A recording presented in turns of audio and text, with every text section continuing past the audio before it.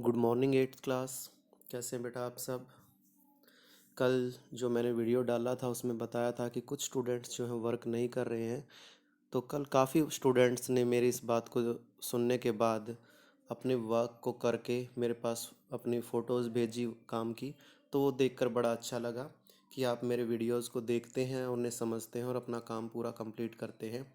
तो चलिए आज हम अपना नेक्स्ट जो क्वेश्चन है वो कंप्लीट करते हैं। Fourth question, what are the qualification of the member of Lok Sabha. कि लोकसभा का मेंबर बनने के लिए क्या क्वालिफिकेशन होनी चाहिए, क्या योग्यताएं होनी चाहिए। फर्स्ट है, he must be citizen of India. पहली बात तो वो भारत का नागरिक होना चाहिए, बाहर का कोई भी व्यक्ति चुना नहीं जा सकता। Secondly, he must have completed 25 year of age, कि उसकी आयु कम से कम 25 साल की हो चुकी हो। He must not hold any office of profit under the government of India और the government of any state. तीसरा क्या है कि वो किसी भी सरकारी पद पर नहीं होना चाहिए या लाभ के पद पर नहीं होना चाहिए। He must possess such other qualification as may be prescribed by the parliament। संसद के द्वारा अन्य कुछ योग्यताएं जो उसके लिए निर्धारित की गई हैं लोकसभा का मेंबर बनने के लिए, वो भी उसे पूरी करनी होंगी। और fifth, no person can be member of both houses of parliament. कि दो जो हमारे सदन हैं राज्यसभा और लोकसभा, दोनों का एक साथ जो है वो मेंबर नहीं हो सकता। केवल एक टाइम पे वो एक ही सभा का मेंबर रह सकता है, या लोकसभा का या राज्यसभा का।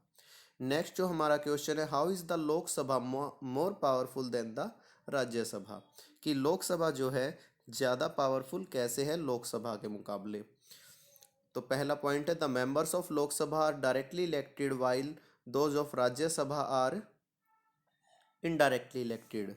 कि जो लोकसभा के मेंबर होते हैं उन्हें जनता के द्वारा सीधा ही चुना जाता है, निर्वाचित किया जाता है, जबकि जो राज्यसभा के मेंबर होते हैं वो इनडायरेक्टली चुनकर आते हैं। विधानसभाओं के जो नेता हैं उनके द्वारा चुनकर उनको भेजा जाता है, तो उनके पास इतनी पावर्स नहीं होती। Secondly, money bill can not be introduced in Rajya Sabha. Rajya Sabha के अंदर कभी भी मनी बिल को पेश नहीं किया जा सकता। It originates in the Lok Sabha. ये केवल लोकसभा में ही पेश किया जा सकता है only. It is sent for recommendation to Rajya Sabha. हाँ, राज्यसभा के पास इसे आगे भेजा जा सकता है। अगर उसमें किसी भी प्रकार की कमियां हैं तो उसके लिए सुझाव मांगे जा सकते हैं राज्यसभा से। तो और साथ क्या कह रहा है कि एंड नॉट फॉर पासिंग।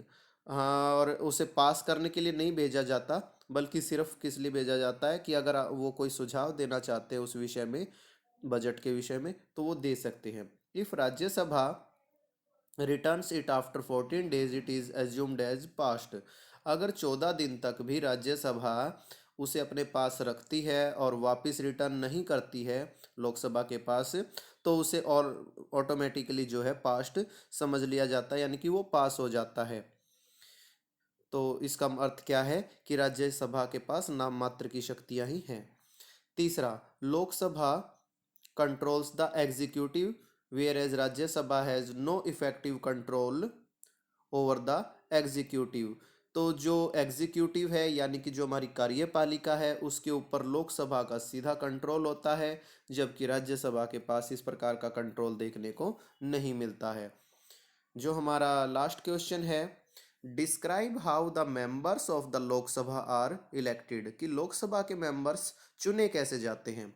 तो at present Lok Sabha consist of 545 members. इस समय हमारी लोकसभा के अंदर कुल 545 सदस्य हैं।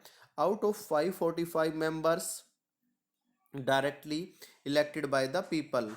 इनमें से जो 543 मेंबर होते हैं वो डायरेक्ट जनता के द्वारा चुने जाते हैं, और जो दो बाकी बच गए वो राष्ट्रपति उन्हें मनोनीत करता है।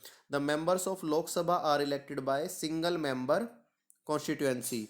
यानी कि एक निर्वाचन क्षेत्र से केवल एक ही व्यक्ति को चुना जाता है लोकसभा के लिए। जैसा कि आपको पता ही है कि बहुत सारे नेता जो है खड़े होते हैं अलग अलग पार्टियों से, लेकिन जीतता केवल एक ही है और उसी को आगे भेजा जाता है। The whole country is divided into equal constituencies.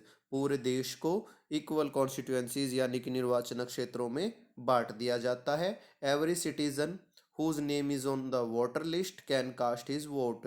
जिस भी व्यक्ति का नाम वोटर लिस्ट में होता है वो अपने वोट डाल सकता है।